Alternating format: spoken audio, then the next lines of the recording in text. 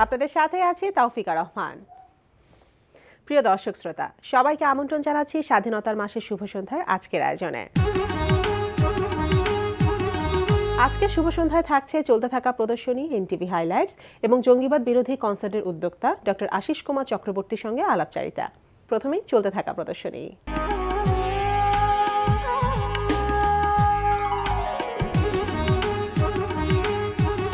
শুরুতেই জানিয়ে দিয়েছি চলতে থাকা বইমেলা ও প্রদর্শনীর সময়সূচি। বঙ্গবন্ধু শেখ মুজিবুর রহমানের জন্মবার্ষিকী ও জাতীয় শিশু দিবস উপলক্ষে শিশু একাডেমিতে অনুষ্ঠিত হচ্ছে বইমেলা। প্রতিদিন বেলা ৩টা থেকে রাত ৮টা এবং ছুটির দিনে বেলা ১১টা থেকে রাত ৮টা এই সময় বইমেলা চলবে ২৬ মার্চ পর্যন্ত। গুলশান ২-এর বেস এস ওয়াটারের এস গ্যালারিতে প্রদর্শিত হচ্ছে শিল্পী মোহাম্মদ ইউনুসের এন অ্যাবস্ট্রাক্ট অ্যাফেয়ার শিরোনামে চিত্রকলা প্রদর্শনী। প্রতিদিন সকাল ১০টা থেকে রাত ৮টা এই সময় প্রদর্শনী চলবে ৩১ মার্চ পর্যন্ত। ব্রিটিশ কাউন্সিলে অনুষ্ঠিত হচ্ছে London ১৯৭১ unsung heroes of the Bangladesh liberation war শিরোনামে আলোকচিত্র প্রদর্শনী। প্রদর্শনী চলবে ৩১ মার্চ পর্যন্ত।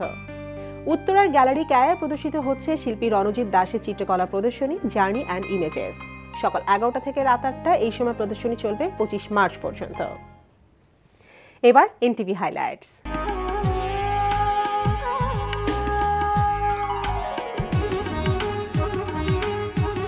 এবার জানিয়ে দিচ্ছি কি থাকছে এনটিভির রাতের অনুষ্ঠান সূচিতে।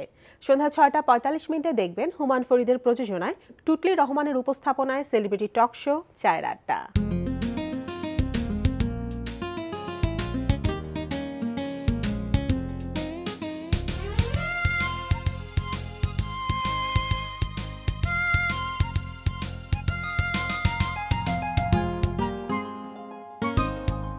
রাত ৮টা ২০ মিনিটে থাকছে মোস্তফা কামাল রাজের পরিচালনায় ধারাবাহিক নাটক পোস্ট গ্রাজুয়েট। না সে না হয় ঠিক আছে, অসুবিধা নেই, মানে আমি দূরে দাঁড়িয়ে থাকলাম, আপনি কাজটি শেষ করে আসলেন, তারপর দুজন মিলে একসাথে অফিসে গেলাম একসাথে। এই তুমি বাংলা কথা বুঝো না? আমি তোমার একবার বলতেছি না যে আজকে আমি তোমারে নিতে পারবো না, তুমি নিজের ব্যবস্থায় যাও। আমি তো ডেইলি তোমারে নিয়ে যাই, আজকে আমার একটা পার্সোনাল কাজ আছে, আর ডোন্ট ফলো মি। রাত ৯টায় প্রচার হবে জাহাঙ্গীর চৌধুরী প্রযোজনায় অনুষ্ঠান বন্ধু তোমারই খোঁজে।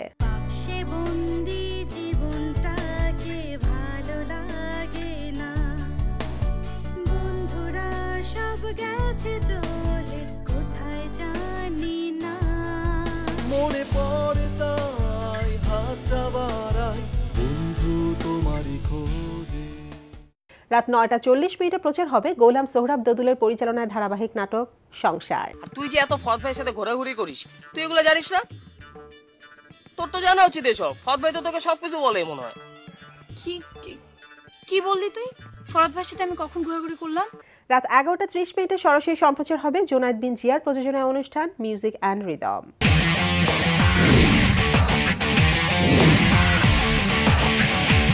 এই ছিল এনটিভির রাতের অনুষ্ঠান সূচি। এবার আলাপচারিতা।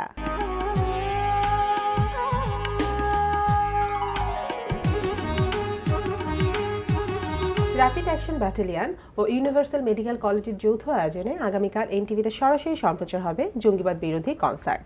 প্রিয় দর্শক, আমাদের আজকের অতিথি জঙ্গিবাদ বিরোধী কনসার্টের মূল উদ্যোক্তা ডক্টর আশিস কুমার চক্রবর্তী। চলুন কথা বলি তার সঙ্গে। শুভ সন্ধ্যা। শুভ সন্ধ্যা। কেমন আছেন? ভালো। তো এই তো শুক্রবারে আপনার জঙ্গিবাদের বিরুদ্ধে একটি কনসার্টের আয়োজন করতে যাচ্ছেন, যেটা বিকাল ৩টা থেকে শুরু হতে যাচ্ছে। তো এখন পর্যন্ত সেটার প্রস্তুতি কিরকম চলছে? এখন পর্যন্ত আমরা প্রস্তুতির শেষ প্রান্তে, এখন ফাইন টিউনিংসগুলি চলছে এবং শুক্রবার বেলা ৩টা থেকে দর্শকরা যেন মানে প্রাণ খুলে একটি কনসার্ট উপভোগ করতে পারে, এই জন্য এটিকে সবার জন্য উন্মুক্ত করা হয়েছে, অর্থাৎ নো টিকেটস।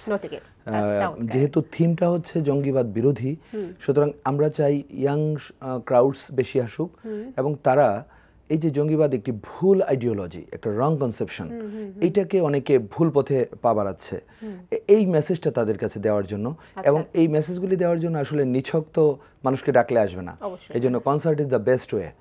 এই জন্য আমরা তরুণ প্রজন্মকে অ্যাট্রাক্ট করার জন্য কনসার্ট হচ্ছে বেস্ট ওয়ে। এবং অনেক সময় আমরা দেখেছি কিছু কিছু কনসার্টে খুব ছোট ছোট নামের কিছু ব্যান্ডকে একত্রিত করে হাজার হাজার ক্রাউড আশা করা হয়, বাট এখানে কিন্তু ৮টি জনপ্রিয়, একদম এই সময়ের সবচেয়ে জনপ্রিয় ব্যান্ডকে এক মঞ্চে আমরা উঠাচ্ছি, এবং সেই সাথে র্যাপিড অ্যাকশন ব্যাটালিয়ন বা র্যাবের যে ডিজি বেনজির আহমেদ স্যার, স্যারকে নিয়েই আমরা এই যৌথ আয়োজনটি আয়োজন করেছি এবং স্যার চিফ গেস্ট থাকবেন আমাদের প্রোগ্রামে এবং অনুষ্ঠানের মিডলে উনি জঙ্গিবাদের বিরুদ্ধে একটি স্পিচ দিবেন যেটি এনটিভিতে সরাসরি প্রচারিত হবে।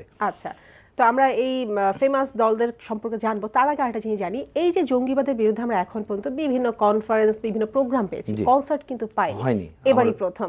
এরকম একটা পরিকল্পনা কবে থেকে কিভাবে করলেন আর কি সেটা জানি। আসলে এই প্রোগ্রামটির পরিকল্পনা এসেছিল গত নভেম্বর মাসে এবং আমরা এটাকে 18ই ডিসেম্বর প্রোগ্রামটাকে সেট করেছিলাম, কিন্তু বিভিন্ন ঝামেলার কারণে স্পন্সর ক্রাইসিস, ভেন্যু ক্রাইসিস সবকিছু মিলিয়ে আর করা হয়নি। এই জন্য আবার দেখলাম যে মাঝখানে জঙ্গি তৎপরতা আবারও কিন্তু বেড়ে গেছে এবং একটি চূড়ান্ত আকারে ধারণ করছে। এটাকে যদি এখনই বিভিন্নভাবে দমন করা না হয়, শুধুমাত্র র্যাবের অপারেশনস কিংবা পুলিশের অপারেশনস দিয়ে জঙ্গি তৎপরতা দমন হবে বলে আমার মনে হয় না। এটাকে প্রথমত মনস্তাত্ত্বিকভাবে এটাকে এগিয়ে আসতে হবে, পরিবারগুলোকে এগিয়ে আসতে হবে। যে ছেলেগুলি বা মেয়েগুলি জঙ্গিবাদে জড়িত হচ্ছে, আপনি দেখবেন যে আমার কাছে মনে হচ্ছে পরিবারের সাথে ওদের একটা গ্যাপ আছে, কারণ যে ছেলেটি বা মেয়েটি পরিবারের সংস্পর্শ বা সান্নিধ্য কম পায় তখনই তারা বাইরের এইসব নেগেটিভ ওয়ার্ল্ডের প্রতি অ্যাট্রাক্টেড হয়। এবং আমার কাছে মনে হচ্ছে Facebook is the most killer of this thing আমার কাছে মনে হচ্ছে। কারণ আমরা যখন স্টুডেন্ট ছিলাম আমরা সাংস্কৃতিক সংগঠন করতাম, বিতর্ক অনুষ্ঠান করতাম, কালচারাল প্রোগ্রাম করতাম, পূজা উৎসব করতাম, ম্যাগাজিন সম্পাদনা করতাম, মেডিসিন ক্লাব করতাম মেডিকেল কলেজে। বাট এখন একেবারে ঘরোয়া তার জগৎটা হচ্ছে ফেসবুক এবং অবসর সময় বলতেই সেটা হচ্ছে আপনার ফেসবুক বা সোশ্যাল মিডিয়া, এবং সেই সোশ্যাল মিডিয়াতে নেগেটিভ জিনিসের প্রতি প্রচারণা বেশি। আমি কবিতার কথাটি বলতে চাই যে কোথায় স্বর্গ কোথায় নরক কে বলেছে তা বহুদূর, মানুষের মাঝে স্বর্গ নরক মানুষের সাথে সরাসরি। এখানে যে জিনিসটা বলতে যাচ্ছে আসলে আপনাকে ভালো কাজের মাধ্যমেই স্বর্গ পেতে হবে, স্বর্গ বা বেহেশত পাওয়ার কোনো বোধহয় শর্টকাট রাস্তা নেই আমার কাছে মনে হয়। সো যারা এই পথে যাচ্ছেন আমার মনে হচ্ছে ভুল পথে যাচ্ছেন, বুঝে হোক না বুঝে হোক, যে যারাই গিয়েছে তারা ফিরে আসুক, এটাই আমাদের প্রত্যাশা এই অনুষ্ঠানের মাধ্যমে। এবং এখন হচ্ছে এনটিভি মিডিয়া পার্টনার থাকছে আপনাদের এই প্রোগ্রামে, এছাড়া আরো অনেক স্পন্সরও আপনাদের আছেন। তো এখন পর্যন্ত প্রচার কেমন হচ্ছে? কারণ এখন তো খুব ইজি হয়ে গিয়েছে সোশ্যাল মিডিয়ার কারণেই সবকিছু খুব তাড়াতাড়ি সবাই জেনে যাচ্ছে। কেমন চলছে প্রচার এবং কেমন রেসপন্স পাচ্ছেন সবার কাছ থেকে? আচ্ছা, এই কনসার্টটিতে আমরা খুব গর্ববোধ করছি যে এনটিভির মতো একটা চমৎকার চ্যানেল আমাদের প্রচার সহযোগী এবং আমার খুব প্রিয় চ্যানেল এনটিভি, এবং আমাদের সাথে সোশ্যাল মিডিয়ার মাধ্যমে ইতিমধ্যেই জেনে গেছে। এনটিভি থেকে গতকালকে থেকে মাত্র প্রোমো শুরু হয়েছে এবং এটা নিউজ আপডেট, প্রোগ্রাম আপডেট এবং প্রোগ্রামের দিন তো সারাদিন লাইভ থাকছেই। তো সোশ্যাল মিডিয়া এবং আমরা পত্রপত্রিকা বিভিন্নভাবে এবং অনলাইন পেপারসগুলিতে যে দিয়েছি তাতে দেখলাম যে প্রচুর সাড়া পাচ্ছি। এবং আমি ধন্যবাদ দিতে চাই আমাদের স্পন্সরদেরকে, স্পেশালি এই প্রোগ্রামটি টাইটেলে এসছে ব্ল্যাক হর্স মানে গ্লোব ফার্মাসিউটিক্যালস কোম্পানি লিমিটেড, আমি তাদেরকে প্রথম ধন্যবাদ জানাই। এবং পাওয়ার্ড বাই আসছে নর্থ সাউথ ইউনিভার্সিটি, আমি স্পেশাল থ্যাঙ্কস জানাচ্ছি ভিসি স্যার প্রফেসর আতিকুল ইসলাম স্যারকে। স্যারের ব্যক্তিগত উদ্যোগেই উনি আমাদের সাথে সম্পৃক্ত হয়েছেন। এছাড়াও আমাদের সাথে আরও কিছু কো স্পন্সর রয়েছে, popular life insurance company, Lovello ice cream, Sharma house, তারপর হচ্ছে আমাদের রেগুলার যে অনলাইন পার্টনার হচ্ছে বাংলা ট্রিবিউনস, তারপর হচ্ছে ম্যাগাজিন পার্টনার স্প্লাশ এবং ক্লাসিক, আর আমাদের সাউন্ড পার্টনার হচ্ছে সাস। এবার আসি 8টি যে জনপ্রিয় দলকে আপনারা এই আয়োজনে রাখছেন তাদের নামগুলো একটু জানতে চাচ্ছি, কোন কোন ব্যান্ড দল থাকছে? আমাদের মাঝে থাকছে যে নগর বাউল জেমস, মাকসুদো ঢাকা, চিরকুট, শিরোনামহীন, আর্টসেল, ভাইকিংস, শূন্য এবং একটি ব্যান্ড অ্যাবস্ট্রাকশন। আর উপস্থাপনায় থাকছে দেবাশিস বিশ্বাস এবং শান্তা জাহান, যারা এই সময়ের অত্যন্ত জনপ্রিয় উপস্থাপক জুটি। তো এবং এই প্রত্যেকটা ব্যান্ডই কনফার্ম। আমরা দর্শকদেরকে আশ্বস্ত করছি, অনেক সময় থাকে যে 8টা ব্যান্ডের নাম লেখা থাকে, 5টা আসে বা 2জন থাকে না, 3জন থাকে না, বাট এখানে কিন্তু প্রত্যেকটা ব্যান্ড থাকবে এবং আমরা যথাসময় অনুষ্ঠান শুরু করব। এবং আমরা দর্শকদেরকে আমন্ত্রণ জানাই যে পুরো পরিবার পরিজন নিয়ে আসতে পারবে, মেয়েরাও আসতে পারবে কনসার্টে, কারণ আমরা মেয়েদের জন্য একটি আলাদা ব্যারিকেড করেছি।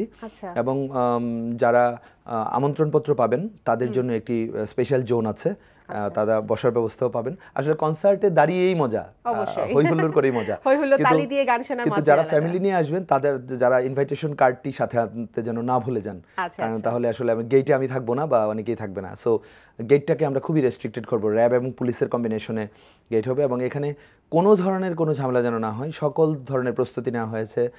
প্রায় প্রত্যেকটা পয়েন্টে সিসি ক্যামেরা নেওয়া হয়েছে এবং মেটাল ডিটেক্টর আর্চওয়ে গেট পার হয়েই দর্শকদেরকে যেতে হবে। এবং দর্শকদেরকে আমরা অনুরোধ জানাচ্ছি কোনো প্রকার ধারালো জিনিসপত্র, নেল কাটার, তারপর শার্প ভারী কলম, তারপর হচ্ছে ম্যাচ, লাইট, সিগারেট, পানির বোতল, ক্যান এগুলি নিয়ে কোনোভাবেই কিন্তু প্রবেশ করা যাবে না। এগুলো নিয়ে যদি কেউ চলে যায় তাকে গেটে এগুলি ফেরত দিতে হবে। আচ্ছা, মানে চমৎকার মানে আয়োজন আপনারা ব্যবস্থা করেছেন এবং নিরাপত্তার ব্যাপারটা অনেক জোরদার করছেন আপনারা। আচ্ছা, তো এই যে 8টা জনপ্রিয় দল একদিনে এক সময় একসাথে জয়েন করা কিন্তু অনেক কষ্টকর আমার মনে হয়, সেটা কিভাবে ম্যানেজ করেছেন? আসলে প্রথমত হচ্ছে আমার এই মিউজিক ইন্ডাস্ট্রির সাথে আমার ব্যক্তিগতভাবে অনেক ভালো সম্পর্ক। যে ব্যান্ডগুলি আছে সবার সাথে আমার পার্সোনাল রিলেশন, প্লাস আমি মনে করি যে তাদের প্রত্যেকেরই একটা উৎসাহ ছিল বা আছে এই অনুষ্ঠানটার প্রতি। এই জন্যই সবাই কম্প্রোমাইজ করেছে। অনেক ব্যান্ড কিন্তু একই দিনে 2টা করে শো ছিল, তারা ক্যান্সেল করেছে অন্য শোগুলি, যে এই প্রোগ্রামটাকে প্রায়োরিটি দিয়েছে, যে এটা একটা এই মুহূর্তে একটি স্পর্শকাতর, একটি সংবেদনশীল, একটি সামাজিক ব্যাধি, এর বিরুদ্ধে আসলে রুখে দাঁড়াতে হবে সবাইকে। এতে শুধুমাত্র কিন্তু মানে আমি মনে করি না যে শুধুমাত্র শাস্তি দেওয়াটা একমাত্র এখানে পরিত্রাণের উপায়। এখানে মনস্তাত্ত্বিক বিষয়টাকে চেঞ্জ করাটাই সবচেয়ে বড় বিষয় বলে আমি মনে করি।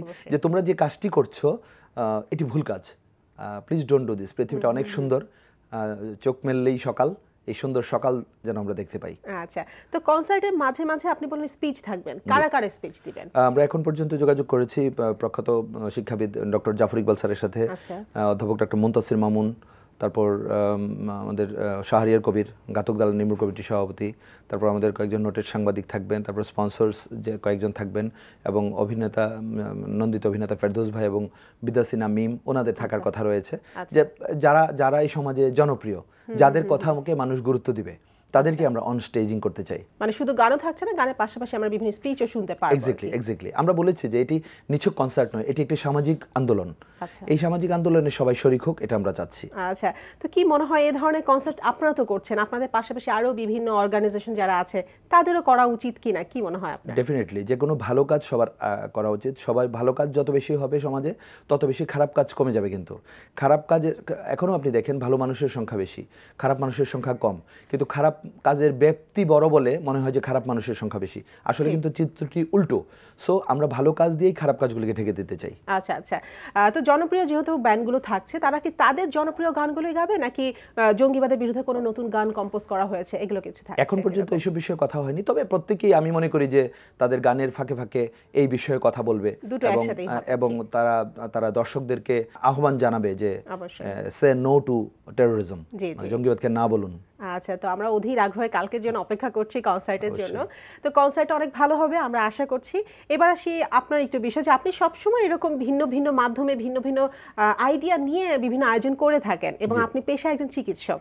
তো এই যে বিভিন্ন ধরনের বিষয় নিয়ে আপনি কনসার্টটি করে থাকেন, এই আইডিয়াটা কেন, বা এই আগ্রহটাই বা কেন আপনার? সংস্কৃতি আসলে লালন করছি ছোট থেকেই, যার ফলে একটা সাংস্কৃতিক পরিমণ্ডলে স্কুল, কলেজ, মেডিকেল কলেজ থেকে পেরিয়ে এসে ঢাকায় আবার ডাক্তার হওয়ার সুবাদে আর্ট কালচারের সাথে আরও বেশি জড়িত হয়, এবং আমার ভালো লাগে কাজগুলি করতে। এই প্রত্যেকটা কাজেও কিন্তু কোনো ফিনান্সিয়াল বেনিফিট নেই, বরং উল্টো লস হতে হয়। স্পন্সর কোম্পানিগুলি যখন আমি আগাই মনে করে যে একজন ডাক্তার প্রোগ্রাম করবে, কি প্রোগ্রাম হবে, প্রোগ্রাম করার পরে বুঝতে পারে যে আরে এটা তো হইচই বেঁধে গেল। তার আগে কিন্তু সর্বশেষ আমি করেছি যে ওল্ড ইজ গোল্ড, একটা বাংলাদেশের আরেকটি ব্যান্ড আন্দোলন ছিল এটা, কারণ সেটা বেশ জনপ্রিয় হয়েছিল আপনার, খুবই জনপ্রিয়, এবং 10টা 80 দশক এবং 90-এর দশকের 10টি ব্যান্ডকে আমি এক মঞ্চে উঠিয়েছিলাম, যেটা অত্যন্ত কঠিন একটি কাজ ছিল এবং সাংঘাতিক সাকসেসফুল একটি প্রোগ্রাম ছিল। মানুষ প্রাণ ভরে উপভোগ করেছিল। যখন বিদেশি শিল্পীর আগমনে মানে দেশি শিল্পীরা হতাশায় ভুগছিল, সেই সময়ে ওল্ড ইজ গোল্ড ছিল একটি আমাদের জন্য হঠাৎ বৃষ্টি। তো এটি একটি বিষয়। আর তার আগেও আমি করেছিলাম আরেকটি প্রোগ্রাম আপনাদের নারীদের জন্য স্পেশালি, যে concert for the women, first time in Bangladesh, এটাও আমার করা ছিল। এটারও একটা উদ্যোগ ছিল যে এই কনসার্ট থেকে যে প্রাপ্ত অর্থগুলি ছিল সেইগুলি আমরা অশ্রুকণা ক্যান্সার সাপোর্ট ইউনিটকে দান করে দিয়েছিলাম। আমাদের এটা বলেছি, কিন্তু আমরা কোনো কমার্শিয়াল প্রোগ্রাম না, এগুলি হচ্ছে একদম একদম সামাজিক উদ্যোগ। এবং আমি ডাক্তার হলেও আমার কাছে ভালো লাগে, এবং আমার কাছে মনে হচ্ছে যে ডাক্তারদেরই সামাজিক উদ্যোগে বেশি এগিয়ে আসা উচিত, কারণ ডাক্তার রোগীর যে টানপোড়েনের যে দ্বন্দ্ব চলছে, আমার কাছে মনে হচ্ছে শুধুমাত্র ডাক্তাররা রোগীদের সঙ্গে কথা বলে না। আমার রোগীদের সাথে কিন্তু আমার সাংঘাতিক ভালো সম্পর্ক। আমার রোগীরা আমাকে শার্ট গিফট পাঠায়, ঈদে খাবার গিফট পাঠায়, শুধু ডাক্তার না, ফ্রেন্ডলি একটা রিলেশন। এটা হতেই হবে। এছাড়া আপনি মানুষের সাথে মানুষের সৌহার্দ্যপূর্ণ সম্পর্ক বজায় রাখতে পারবেন না। আপনি ভ্রুকুচকে ওষুধের নাম লিখে দিবেন, রোগী আপনার কাছে আসবে, ওই জিনিসটা আশা করা ঘুরে বালি আমি মনে করি একজন চিকিৎসক হিসেবে। জি জি। তো এই যে পেশায় চিকিৎসক করে যাচ্ছেন সাংস্কৃতিক অঙ্গনের বিভিন্ন কাজ, নিজে কি সাংস্কৃতিক অঙ্গনের কোনো বিষয়ের সাথে জড়িত আছেন? সেটা গান বা কবিতা বা লেখালেখি কিছু এরকম? হ্যাঁ, আমি লেখালেখি করি স্টুডেন্ট আচ্ছা। লাইফ থেকে। আমার প্রায় এখন পর্যন্ত জাতীয় দৈনিকে ১,৫০০-এরও বেশি প্রকাশনা আছে। তো কথা বলে অনেক ভালো লাগলো। তো আগামীকাল যে আপনাদের কনসার্ট আছে সেটা সাফল্য কামনা করছি। শুভ সন্ধ্যা আসার জন্য অনেক অনেক ধন্যবাদ। আপনাকেও ধন্যবাদ, এনটিভিকে ধন্যবাদ, এনটিভির দর্শকদেরকে ধন্যবাদ। আগামীকাল কনসার্ট বেলা ৩টায় শুরু, ২টা থেকে গেট ওপেন। আপনারা সপরিবারে সবান্ধব জঙ্গিবাদ বিরোধী এই কনসার্টে অংশগ্রহণ করবেন। আমাদের ব্ল্যাক হর্স জঙ্গিবাদ বিরোধী powered by north south university কনসার্টে সবাইকে স্বাগত জানাচ্ছি। প্রিয় দর্শক, কথায় কথায় আমরা চলে এসেছি অনুষ্ঠানের শেষ প্রান্তে। আমাদের সঙ্গে যোগাযোগের ঠিকানা প্রযোজক শুভ সন্ধ্যায়, এনটিভি বিএসসিসি ভবন, ৭ তলা, ১০২ কাজী নজরুল ইসলাম এভিনিউ, কারওয়ান বাজার, ঢাকা ১২১৫। আমাদের ইমেল অ্যাড্রেস shubhosandhya@ntv.bd.com।